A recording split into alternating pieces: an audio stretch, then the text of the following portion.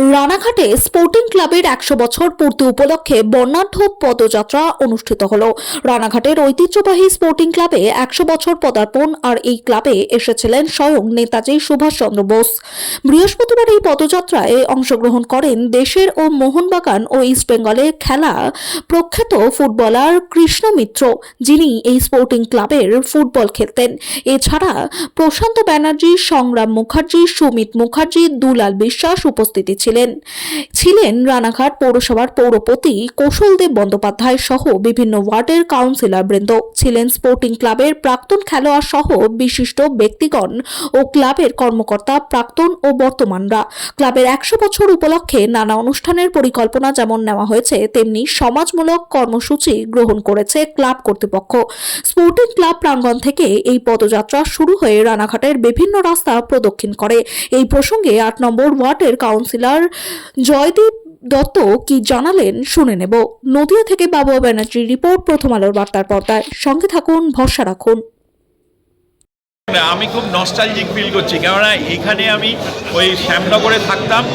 আমার বাড়ি যেহেতু আমাদের এখানে বাড়ি আছে, আমরা ওই গরমকালে শীতকালে ওই 3 মাস এখানেই থাকতাম। তখন এখন মনে করছি এই স্পোর্টিং ক্লাবে এসে মাঝে মাঝে উঁকি মারতাম, দেখতাম কেষ্ট মিত্র এবং সবাই বসে আছে। ওই কেষ্টদাকে দেখে আমি ইন্সপায়ার হতাম যে আমাকেও বড় ফুটবল খেলতে হবে, বড় ফুটবলার হলে সম্মান আছে। সেই ক্লাবে আজকে আমি এসেছি, 100 বছরের ক্লাবের একটা অনুষ্ঠান। কত এক্স প্লেয়ার সবাই সমারোহ হয়েছে, কত লোকের এখানে অনুপ্রেরণা আছে, উৎসাহ আছে, আনন্দ আছে, খেলা আছে।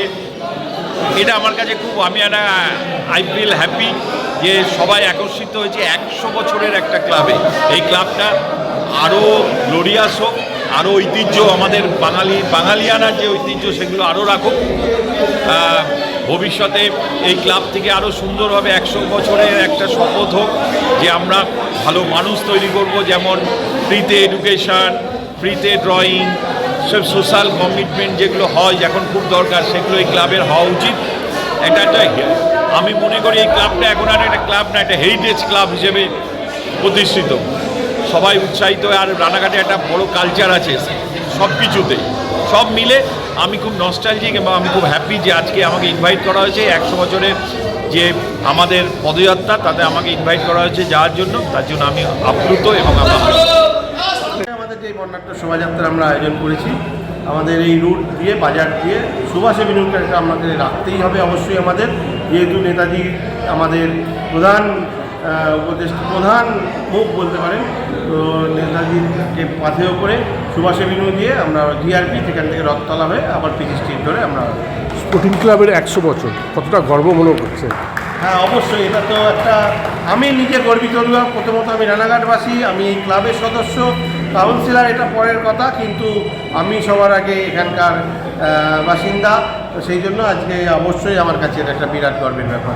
কে কে এসেছে এই মুহূর্তে? আমাদের বিভিন্ন কলকাতা যারা ভারতবর্ষ গৌরবময় প্লেয়ার, দুলাল বিশ্বাস, সুমিত মুখার্জি, তারপরে প্রশান্ত ব্যানার্জি, তারপরে সংগ্রাম মুখার্জি, এরকম প্রমুখ প্লেয়ার। এছাড়াও আমাদের রানাঘাটের কেষ্ট মিত্র, স্বরূপ চ্যাটার্জি, এরা প্রত্যেকেই উপস্থিত আছে। মানে মাঠে ওরা পদযাত্রা অংশ নেবে, তাই তো? এরা প্রত্যেকে আমাদের পদযাত্রায় অংশগ্রহণ নেবে। এই আজকেই কি একটা অনুষ্ঠান না এরকম চলবে? না, আমাদের একটা শতবর্ষের অনুষ্ঠান। আজকে র্যালি দিয়ে শুভ সূচনা, কালকেই আছে রক্তদান শিবির, তারপরে প্রীতি ম্যাচ, এরকমভাবে 12 মাসে আমরা 12টা প্রোগ্রাম করি। আমার নাম রেজিনেশন? আমার নাম জয়দীপ দত্ত, আমি এই ক্লাবেরই একজন সদস্য।